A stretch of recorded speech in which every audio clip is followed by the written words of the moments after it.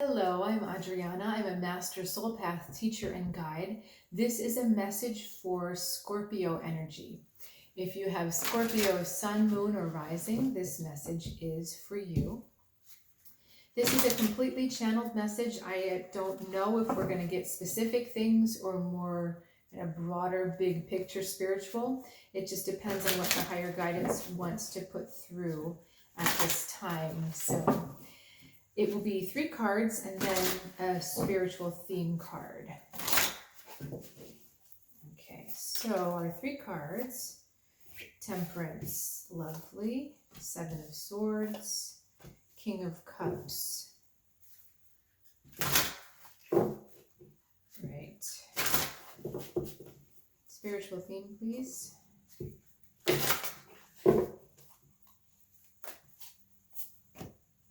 Two of Swords. Okay.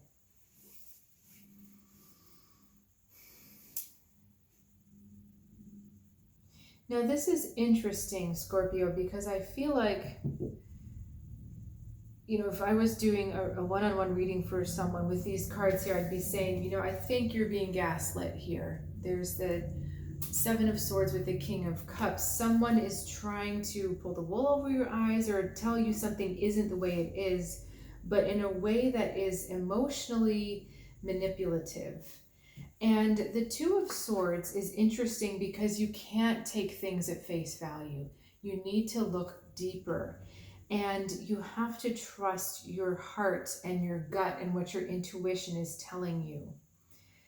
I'm a little confused by the Temperance back here. On one hand, I think the Temperance is saying that, maybe you're glossing over this and making it okay. You're just kind of going along with the flow. But the 7 of Swords, when the 7 of Swords comes up, we really need to pay attention. Can you show me a little bit more what's going on with these cards here, the 7 and the King? Where do I go with this?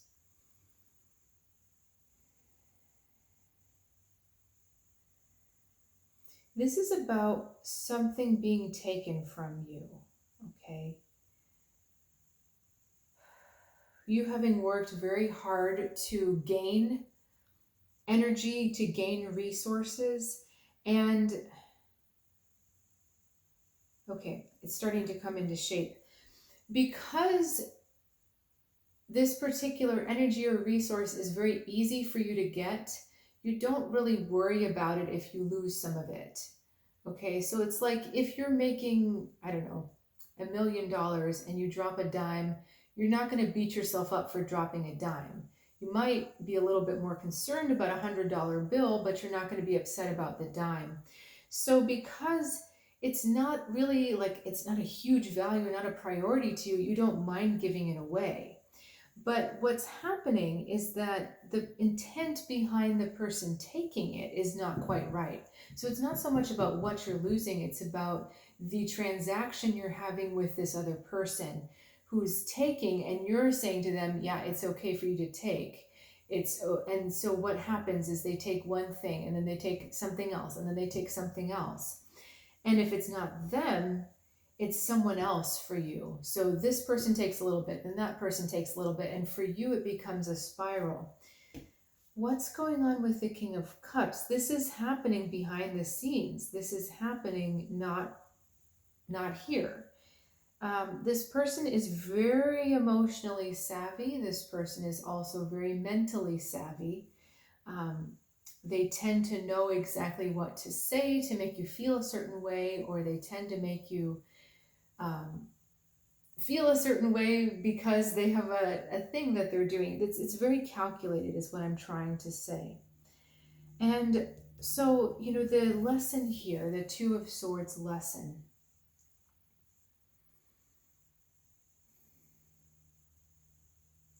is that power is power, right? And giving away power is giving away power. It doesn't matter how you're doing it. It's just, this is a reality, okay? So we tend to care more about something we value, but what you're allowing to flow out in this instance is actually going to hurt you in the long run. Okay, so this is a little bit of a wake-up call, or just a little bit of a, let's pay a little more attention here. It's really subtle on this card, but there's actually, for me, I see it better if it's this way. There's a snake at the top, and these are, so here's the eye, here are the fangs, and he's got the crow in his jaws, and the crow's kind of unaware of that. So I do feel like this is asking you to transform the way that you give and share power. When is it giving your power away, and when is it truly sharing it? And that's what the temperance is saying as well. Temperance is balance. It's everything happening in harmony and in flow. And right now, this isn't in true harmony. It isn't in true flow. And this is a chance for you to become more sensitive to what your inner current is saying, and to experience more of a harmony, or more of a flow, more of a give and take. Okay. I think, the last thing I want to point out, I was told to close the reading, but we've got narcissus on both of these. On this card is the flower, and also this card. And so narcissist comes from the name of the flower, Narcissus, because the Greek myth of the young man who was so self-involved with his reflection, he was so in love with himself, he couldn't love anyone else. And he ended up dying because of his self-involvement. Anyway, that's the kind of mark of narcissist to me when I see that. And this, because the person is out for themselves, they're not going to be giving back to you in an equal give and take. So just be aware of that, okay? This is a chance to make this right. And, more and more I'm seeing the connections visually with these two cards. And I just feel like it's time for you to step out, step back, and look at your situation a little bit differently. Okay. All right. Again, thank you for joining me for this reading. And if you're looking for further guidance, please do check out my website, soulguidancewithAdriana.com. I offer tools to really help you on your growth journey, and tools that will empower you and teach you how to work with your own strengths in a way that maybe you haven't thought of before.